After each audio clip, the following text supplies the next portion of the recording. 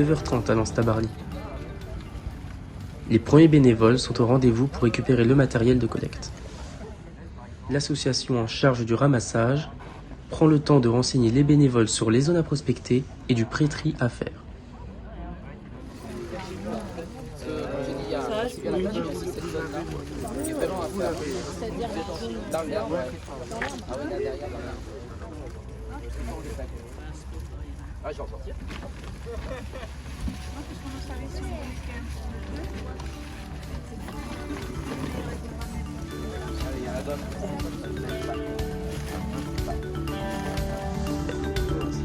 À peine les premiers prospecteurs partis, que ces derniers reviennent avec quelques originalités.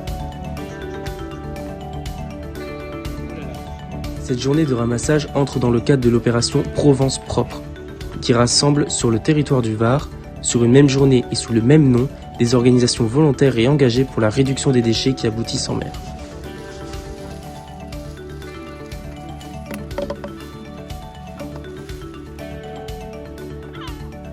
Du côté des digues, les bénévoles s'affairent à la tâche, extrayant d'entre les pierres les ordures qui ont trouvé refuge.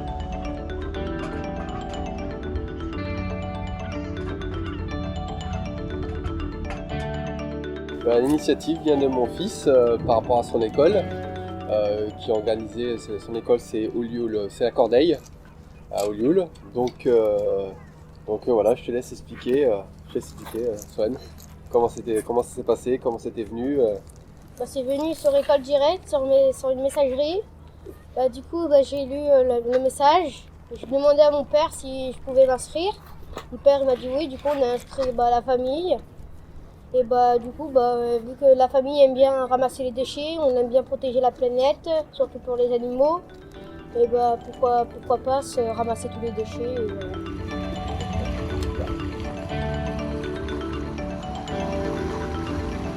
Je suis apprenti dans l'association Chercheurs en Herbe et ce week-end il y a un événement qui s'appelle Provence Propre. Et du coup avec plusieurs associations on se retrouve pour faire des ramassages citoyens. Donc nous c'est quelque chose qu'on fait régulièrement, au moins une fois par mois.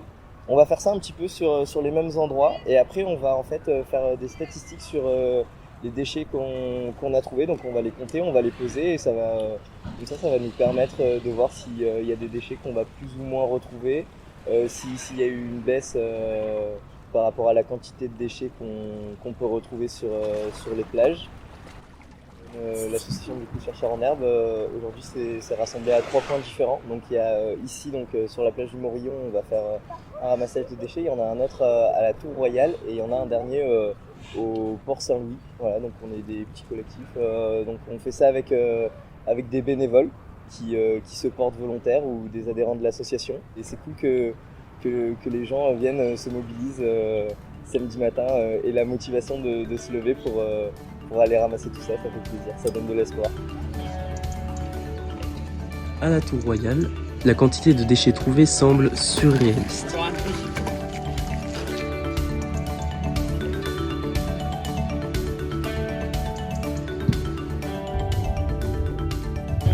Les plongeurs, assistés par les kayakistes et les paddleurs, remontent des fonds marins divers témoignages de notre impact sur l'environnement.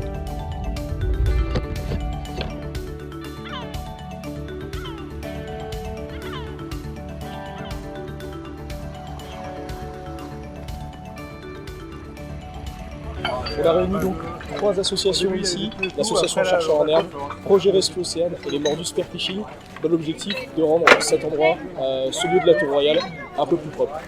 En termes de déchets, comme vous le voyez, c'est toujours une énorme quantité de déchets qu'on retrouve dans l'eau, mais également sur terre, avec des centaines de bouteilles, des dizaines de canettes, des milliers de mégots. Donc on avance doucement. Il faut savoir qu'on vient ici régulièrement, on vient à peu près tous les 3 mois sur la zone, et tous les 3 mois on ramasse la même quantité de déchets. C'est un petit peu un constat d'échec d'une part, c'est-à-dire que la sensibilisation ne fonctionne pas forcément, mais d'autre part il y a de plus en plus de personnes qui se mobilisent pour venir nous aider à ramasser les déchets. De manière unie et solidaire, chacun se retrousse les manches pour caractériser le moindre déchet. C'est une étape essentielle dans le processus de revalorisation. Le tri sélectif en place sur Toulon, c'est les bouteilles en plastique, les bouteilles en verre, le papier carton. Et après, nous, les partenaires, on a donc Recyclop pour les mégots, qui revalorisent énergétiquement. On a les bouchons plastiques qui sont confiés à Sauvage, association aixoise, et qui donnent une seconde vie sous forme de bijoux. Et on a donc les bouchons en liège qui sont confiés à France Cancer pour financer la recherche pour le cancer. Les mégots confiés à Recyclop, l'association marseillaise, ça va permettre eux ils vont faire de la revalorisation énergétique, brûlés du côté de l'incinérateur de Rognac, mais équipés de filtres permettant d'éviter de rejeter les toxines qu'on pris dans les mégots, à savoir qu'il y a plus de 2000 à 3000 substances toxiques dans un mégot.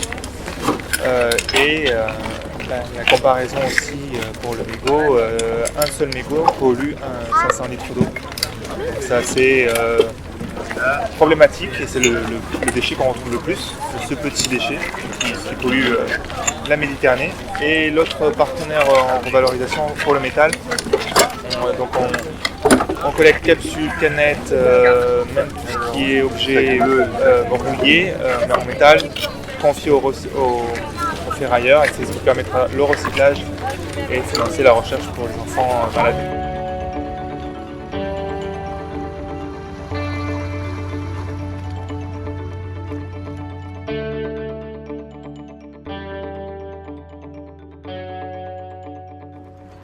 Donc bien sûr, un des postes où nous trouvons beaucoup de déchets, ce sont les mégots. Toujours et encore, malgré les préventions, malgré les renseignements sur la non-dégradabilité des déchets. Pendant longtemps, on a dit que les déchets se dégradaient, par exemple un mégot se dégradait en 2-3 ans.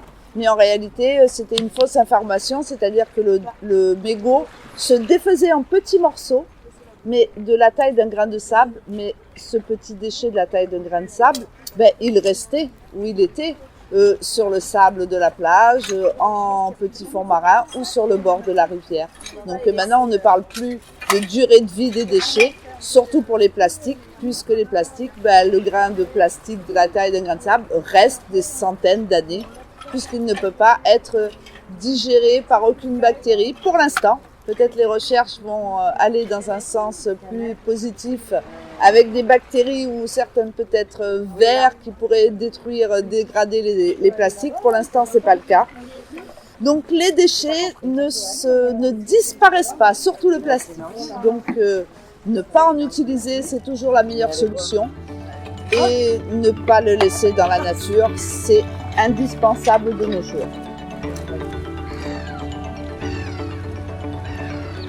Il y a différents profils qui s'investissent, au final tout le monde se retrouve là-dedans. Il y a des familles, des retraités, des jeunes, des enfants, des gens en situation de handicap et c'est cool de voir qu'il y a autant de personnes qui arrivent à s'investir pour cette cause et qui prend du temps de sa vie perso pour ça.